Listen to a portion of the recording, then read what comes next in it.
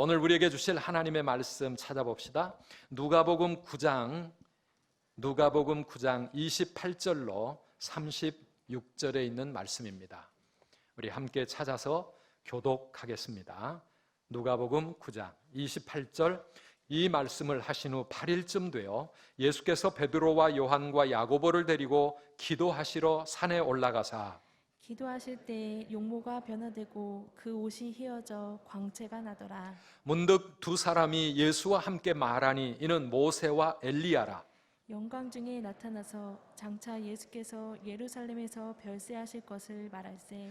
베드로와 및 함께 있는 자들이 깊이 졸다가 온전히 깨어나 예수의 영광과 및 함께 선 두 사람을 보더니 두 사람이 떠날 때 베드로가 예수께 여짜오되 주여, 우리가 여기 있는 것이 좋사오니 우리가 초막 셋을 짓되 하나는 주를 위하여, 하나는 모세를 위하여, 하나는 엘리야를 위하여 하사이다 하되 자기가 하는 말을 자기도 알지 못하더라.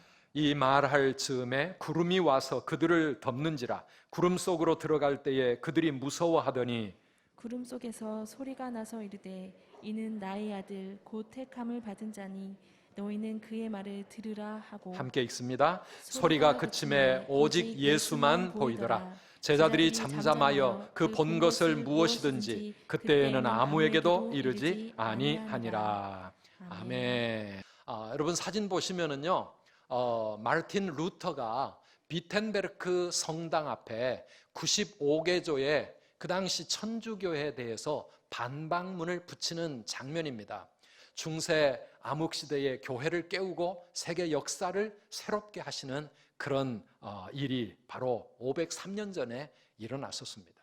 이 코로나 속에서 우리는 우리의 신앙을 다시 돌아보면서 주님이 원하시는 회개의 삶이 오늘 나에게서 어떻게 이루어져야 될 것인지 정말 하나님 앞에 회개하면서 나 자신부터 변화되고, 그리고 교회가 다시 진정한 부흥의 시대를 맞이할 수 있기를 기도하고 사모하고, 그렇게 우리의 삶을 주님께 드리는 우리 모든 성도님들 되시기를 축원합니다. 이 변화산 사건은 이 땅에 사는 우리가 하늘의 영광을 체험하는 사건이었습니다. 하나님께서는 당신의 백성들에게 그렇게 하늘의 영광을 부분 맛보게 해주시는 그러한 일이 있는 것을 보게 됩니다. 구약성경 보면 이스라엘 백성들이 출애굽을 하고 신의 산에서 하나님의 영광의 임재를 목격하게 됩니다. 이 하나님의 놀라운 임재를 체험한 사람들은 하나님을 부인할 수가 없습니다. 평생 그 하나님을 떠나 세상으로 타락할 수 없는 것이죠. 산 위의 초월적인 영성은 하나님의 임재의 체험이요, 하나님과의 깊은 만남이라고 그렇게 말할 수 있습니다.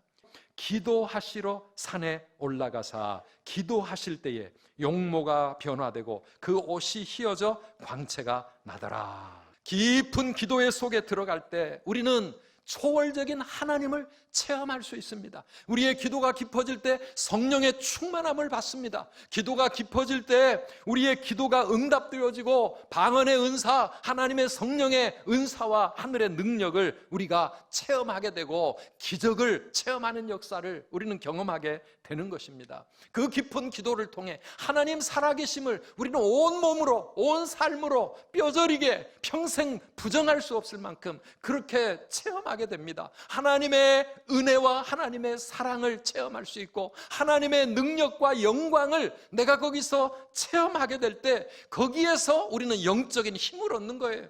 오늘 우리 교회가 변화산과 같게 되기를 주님의 이름으로 축원합니다.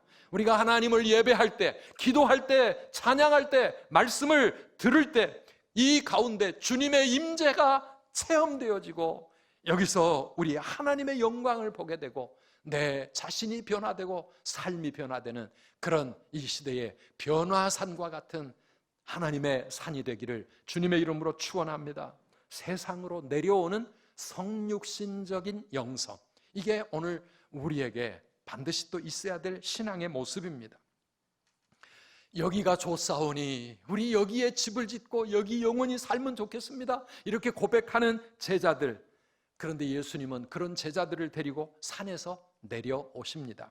세상을 향한 애타는 사랑 때문에 우리 주님이 하늘에서 세상으로, 산 위에서 땅으로 내려오신 것처럼 오늘 우리들을 향하여 세상을 향해 가라고 말씀하시는 거죠. 출애굽기를 읽어보면 모세가 호렙산 광야에서 하나님을 만납니다. 떨기나무 불꽃 속에서 하나님이 모세에게 찾아오십니다. 모세는 난생 처음 보는 그 모습 앞에 하나님의 음성을 들으며 어쩔 줄 모릅니다. 그런데 그 모세를 향하여 하나님은 뭐라고 말씀하십니까? 너는 이제 가라고 말씀하십니다. 3장 10절에 보면 이제 내가 너를 바로에게 보내어 너에게 내 백성 이스라엘 자손을 애굽에서 인도하여 내게 하리라 말씀하십니다. 거룩하신 하나님을 만난 사람들, 영광의 주님을 만난 사람들은 이제 또 다시 땅으로 보냄받은 사람들이요, 세상에 가야 할 사람들입니다. 그래서 마가복음 16장 15절에 우리 주님께서도 우리에게 말씀하십니다. 너희는 온 천하에 다니며 만민에게 복음을 전파하라. 오늘 우리 성도들이 산 위의 영성과 함께 세상을 향한 영성, 신앙의 두 차원을 다시 회복할 수 있기를 주님의 이름으로 축원합니다. 산 위에서 주님을 만나고 영적인 능력을 얻어야 하고, 그리고는 다시 이 땅으로 내려와 세상으로 내려와서 주님이 맡겨주신 사명을 감당해야 하는 것입니다. 그냥 여기가 좋사오니 하면서 주저앉아 있지 마시고 다시 세상으로 내려가기를 주님은 원하십니다. 그래서 축복과 사명은 우리에게 함께 있는 겁니다. 영광과 고난도 우리가 같이 짊어져야 될 그런 그리스도인의 삶이 아니겠습니까? 교회에서 다시 세상으로 나가야 되고, 오늘 여기 예배의 자리로 오셔서 여기서 하나님을 체험하고 은혜를 받았다면 다시 사역의 현장으로, 사명의 자리로 우리 달려가야 될 줄 믿습니다.